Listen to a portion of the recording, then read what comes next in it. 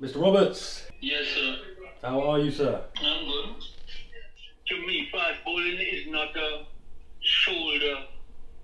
It's not a shoulder exercise. It is a bodily exercise because without strong legs, you can't bowl fast. For no time. Let me rephrase that. Without strong legs, you can't bowl fast for any period of time because once your legs start to go, everything else is going to go with it. In the book of Pace, I wrote a chapter called Art and Science. And what this chapter communicates is that there is a lot of science to bowling fast, but fast bowling is an art. So you have to respect the art, but understand the science. Yep. And I think that's basically what you just said to me, that the scientists and the research, it's amazing, but ultimately, bowling fast, it's an art, and you have to respect that. Yep. The final 4 strides is the most important strides in the fast bowler's arm, the final 4. Because if you lose it, then you lose all the 20 yards that you take from your run-up. You lose it if you make a mockery of the final 4. Yeah. The value of following through. Right. When you release that ball, you can't stand, because if you stand still, you don't get nothing.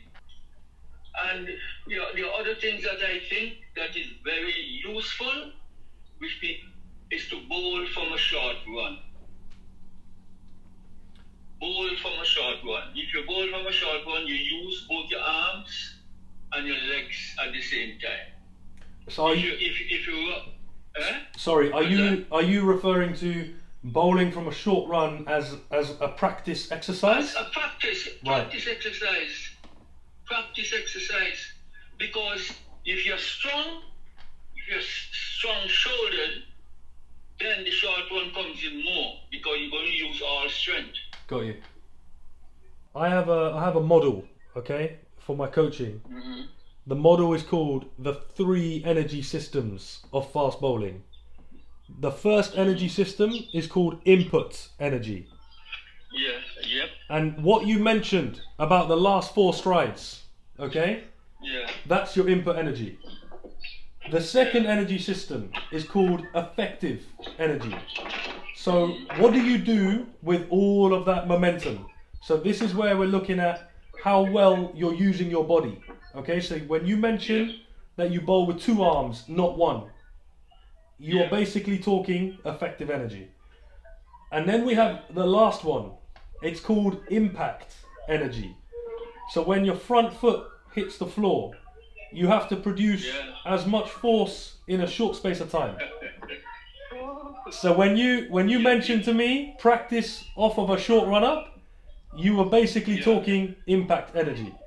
So like I said, it's not just because you're on the phone, but what you have said to me has just reaffirmed a lot of the principles that I follow are quite similar to what you've just described.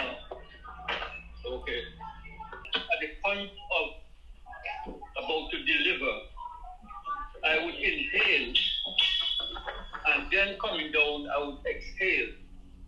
So you take in the energy, and then you release it when you're releasing the ball. Would you intentionally exhale, or would you just hold that breath? If I would I would just hold it.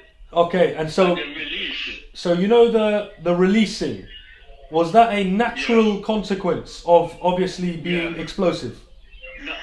Natural. Okay, so you weren't actually trying to exhale, it just happened. No. Got you. Just happened. Got you. Yeah. Just happened. Yeah.